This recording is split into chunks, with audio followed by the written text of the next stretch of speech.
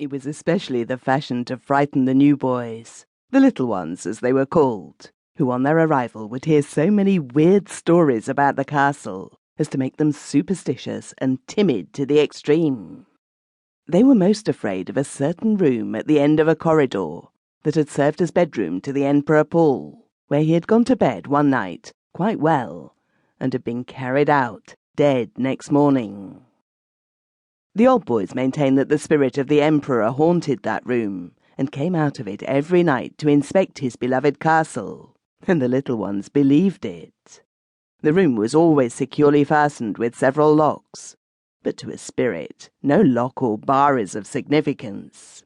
Besides, it was said that it was possible to get into the room, and this turned out to be true. At any rate, a few of the older cadets managed to get in, and continued to do so until one of them committed an outrageous piece of mischief, for which he had to pay cruelly. He opened some sort of secret aperture into the terrible bedroom, and managed to hide a sheet there. At night, he went there, covered himself from head to foot in the sheet, and stood by the dark window that looked out into Sadov Street, where he could be seen by anyone who happened to be walking or driving past. In playing the part of a ghost, the cadets certainly managed to bring terror upon many superstitious people who lived in the castle, or who happened to pass by it and see the white figure, all taking it for the shade of the late emperor.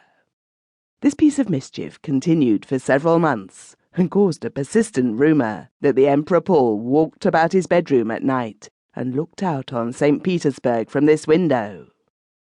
Many were certain that the white ghost in the window shook his head and bowed to them more than once. The cadet, of course, was capable of doing these things. All this caused general discussion and prophetic explanations, and ended with the culprit who had caused this anxiety being caught red-handed. He received exemplary corporal punishment, and disappeared forever from the institution. There was a rumour that at one of his appearances at the window, the hapless cadet had the misfortune to frighten some important person who happened to be passing by, and that was why he was so severely punished. To put it more bluntly, the cadets said that the unfortunate boy had died under the rod, and as at that time such a thing was not looked on as impossible, this too was believed, and the cadet himself became the new apparition. His comrades began to see him, slashed all over with a wreath on his forehead, and on the wreath was written the inscription, "I did but taste a little honey, and lo, I must die." The illusion is very touching if one recalls the biblical story from which it is taken.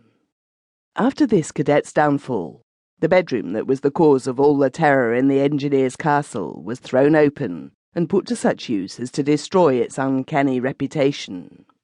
But nevertheless, the tradition of the ghost lived on for a long time.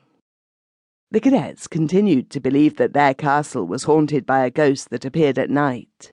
This was the general conviction held equally by young and old cadets, with the difference, however, that the younger ones believed blindly in the apparition, while the elder ones sometimes personally arranged its appearance. This did not prevent those responsible for the apparition from being afraid of it.